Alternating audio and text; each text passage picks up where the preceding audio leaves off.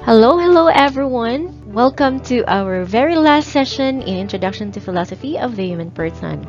Wow, we can't believe that we are now in week 7, lesson 7, the body as a limitations and transcendence. So our discussion is focused on milk 7.1, recognize how the human body imposes limits and possibilities for transcendence. So at the end of this module, you are all expected to explain how human imposes limits and possibilities for transcendence, and distinguish limitations and possibilities for transcendence.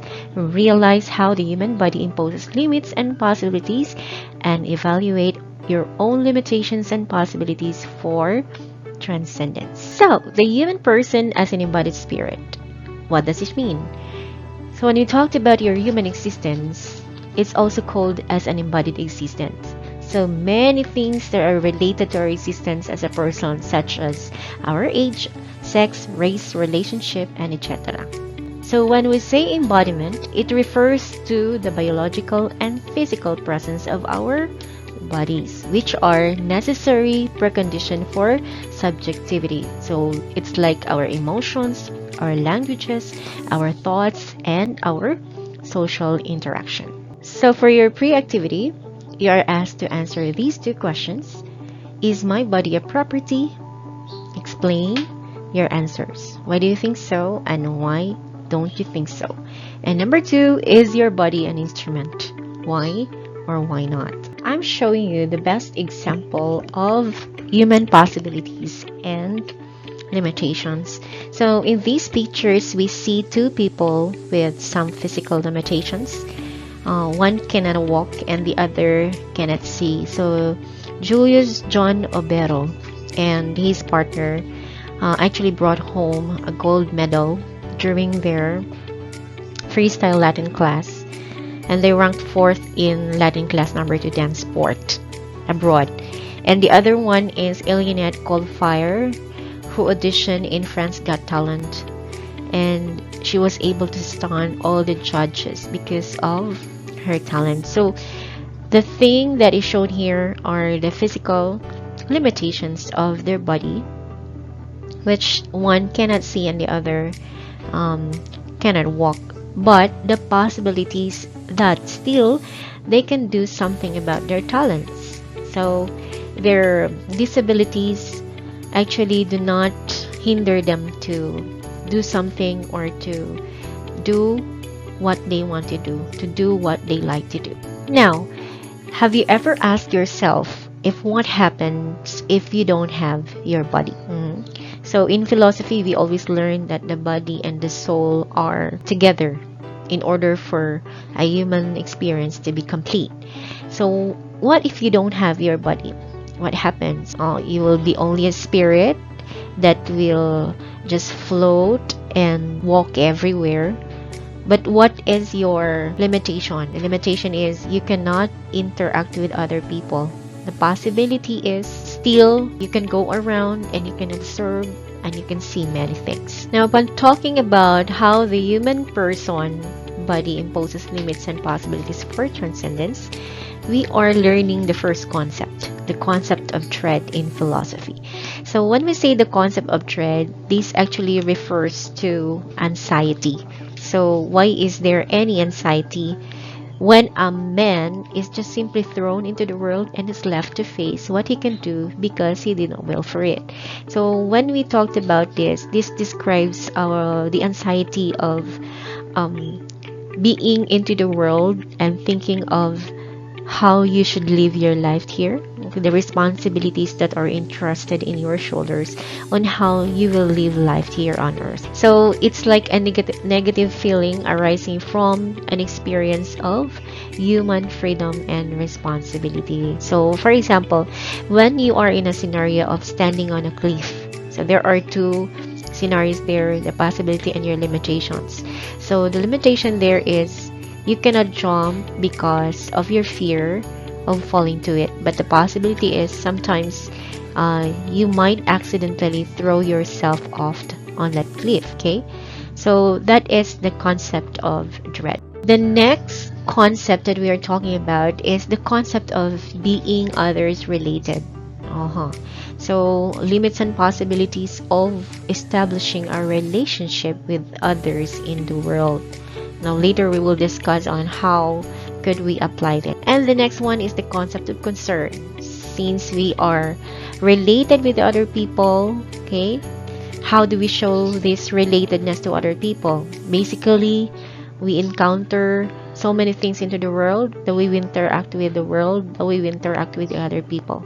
So we can always conclude that we can always be together with them because it's believed that no one is an island. You cannot live by yourself alone. You need people to be with you. So the concept of concern is reminding us that because we have this human relatedness, we have to know how to relate to the other people and not to live just our own desire or our own goals. And of course, the concept of guilt feeling. So human nature, in philosophy, it's always telling us that guilt feeling is something that is lacking or missing in a person.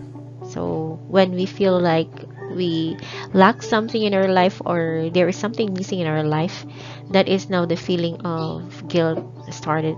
So as such, a human person is a guilty creature. And number 5, the concept of conscience. So as a human being, for limits and possibilities, we always have this conscience always in ourselves. So this plays a primary role in recovering from being lost or fallen into the world. So despite of our sinful nature as it is described, no, sometimes we feel like we are really sinful, we are fallen, we are lost, but because of this conscience, sometimes it tells us on what to do, and it tells us or it directs us to the right choices, not to bad choices. And number 6, the concept of resoluteness. So when we say resoluteness is our readiness to be called by our conscience. So yeah, we have our conscience with us, but sometimes we disregard them and we just shut our minds on thinking on the possibility of doing good over doing bad.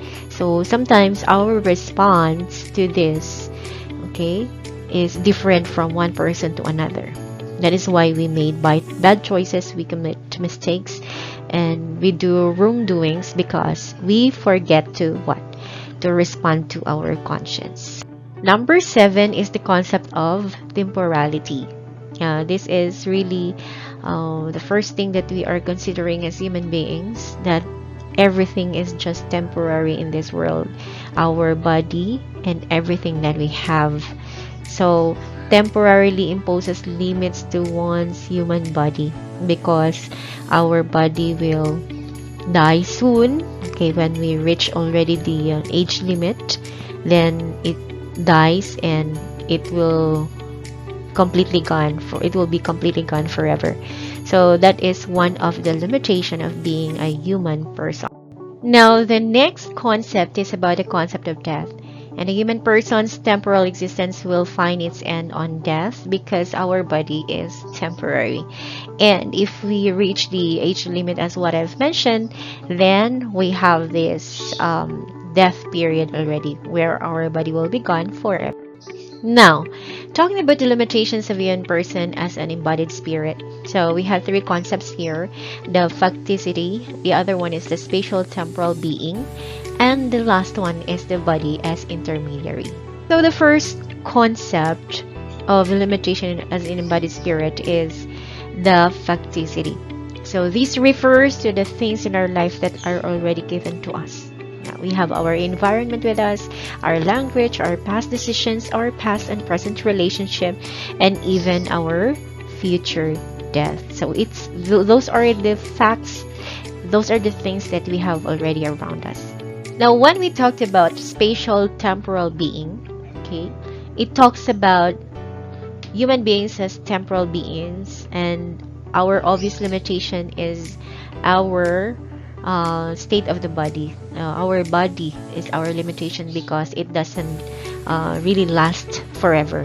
So as spatial beings, we are limited by our bodies to be present in two or more places at the same time. So we are limited by space. We cannot go into places in one setting only, and also our time. There is a limitation of our time. So our spatial temporal situation sets our preconditions of understanding things. Next is the body as intermediary. So when we say intermediary, it means acting as a mediator. Our body serves as an intermediary between us and the physical world. So it mediates from our environment to the world. So our body limits our experience of the world to our world ourselves. So these impose limitations concerning communication and also now, how do we communicate with other people? Of course, we use words, and these words really can capture the things that we want to express. But are we sure of that? Can all the words that we say will always express of what we feel? Okay. However, the limitation of this is there is a limit of the words that we tell to other people. That's why some secrets are kept. So not everything are to be shared or to be told to everyone. Now, talking about transcendence, so we are studying about the transcendence, humans, limitations, and possibilities in transcendence. So when we say transcendence, it's the ability to change, being dynamic, and redefining oneself, which works with our facticity to create change. So given that we have already our environment, we have our decisions, we have our mistakes, past mistakes, and our future, okay, the limitation of our body to be dead in the future. So when we say transcendence, we have still the ability to redefine ourselves and how can we work at our very best given with this limitation. Now, the facticity. So at times, sometimes, given in a situation like you are already in a poor family, so that is facticity in your situation. So at times, we use this fact in order for us to have an excuse for the difficulties and failures. So you're saying, oh, I cannot really study because I'm just poor, or yeah, that's why my life is like this because I'm poor. I come from a very poor family. It's like I cannot really eat, or I just ask food from other people because we are poor and we cannot do something about it. That is your actual situation, but what are you doing in that situation of yours? How did you manage to overcome that situation? According to Bill Gates, okay, this is maybe the secret of Bill Gates, why he has become a very, very rich person. So it's like he's saying, if you are born poor, it's not your mistake because that is your facticity, that is your given situation. But if you die poor, it's already your mistake. So, ibig sabihin, you haven't changed your situation given that you have the idea, the knowledge, and you have your body, you have capabilities in life to do many things, but still your situation did not change until the end of your life. So, it's not already a mistake of others, but your own choices to remain or to stay the same, to be stagnant in your own situation. So we are free to define who we are and who we are to be. So don't forget, whatever limitations we have right now, maybe because of poverty, hardships in life, or maybe our physical differences, or maybe emotional problems that we are encountering right now, still those things do not limit us to do the possible things that we can still do. So another possibility, okay, how should we work on this? How should we work on this? The spatial temporal being. Now remember that a person cannot be in two places at the same time. It's just like you cannot live both in the past and in your present. Okay? That's why you always leave your past behind you. Always forget your past. Maybe you just remember the lessons that you got from your past mistakes or past experiences, but you don't have to dwell on it. Okay, so why do we want to hastily achieve or have something which is not yet? Remember, we have to work what we can do now to achieve a good future. So do not really push yourself too much that you should already have these things because it's your goal to have this. Remember, still you're given a chance to work for it today so that in the future you can enjoy those things already. And also, do not dwell in your past and live your present, okay, to the fullest by disregarding what you did in the past and focusing on what you can do today. So remember this famous quotation that when you live in the past, you die in the present. So it's not a good idea to always live your past and also forget your present life. So whatever mistakes or maybe experience you had, whether it's painful or not, you have to forget everything about it and start living your present to the fullest, as I always mention. So, let us not forget that our spatial temporal character is an invitation for us to value the people and the things we have around us.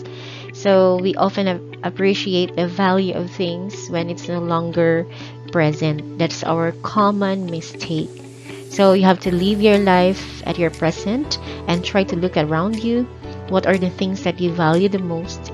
And keep holding with these treasures that you have in life, like your family, maybe your best friends, your close friends that are really jewels for you that could also help you become a better person. And it is the people closest to us that we most often neglect. Yeah, because these people are with us all the time. They've been there for us, and sometimes we just take them for granted and we forgot how also we can show that we love them and we value them the most. So relationship is a vice versa. It's a two-way relationship that whatever you have taken, you also give back. It's always give and take process. So value the people, the things that you have now, so that you will not regret in the future. The third limitation is the body as intermediary. So having a body may prevent us from disclosing what we really want to express, but in most cases words are not enough actually to express our feelings and to express what we have in our mind. So this is a kind of challenge for all of us to be more creative in expressing ourselves, maybe through our gestures.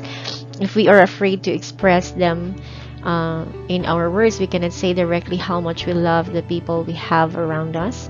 Maybe you can show to them in some other language, the language of love, by means of, touching them, hugging them, okay, taking good care of them and providing their needs. It's also one way of expressing what we want to say, not just in words. So your actions speak louder than words. So it's more advisable to do it before saying it, because see, you haven't said it, but still if you acted it the way it is, then it's already understood. But sometimes it's also advisable to express your feelings through your words, because that's when misunderstanding happens, when we just deprive ourselves in speaking and we just want to express our anger in a manner of hurting someone or others. So don't forget that it should always be a balance. How the way we interact with other people, the way we interact with our environment and the world around us. So in conclusion, I would like to remind everyone that despite our human body limitation, still we can live life to the fullest. Remember the quotation from Mark Twain that the fear of death follows from the fear of life. So a man who lives fully is prepared to die at any time. Let's not forget that despite of these limitations, still there are a lot of possibilities that we can do today. So do not think of the future and forget about your past, and always cling to that someone who could help you every day, and that is our Almighty Father. He is our ultimate guide, and He could always help us in times of our difficulties in living life. So thank you for being with me today, and congratulations that you have done the first quarter of Introduction to Philosophy of the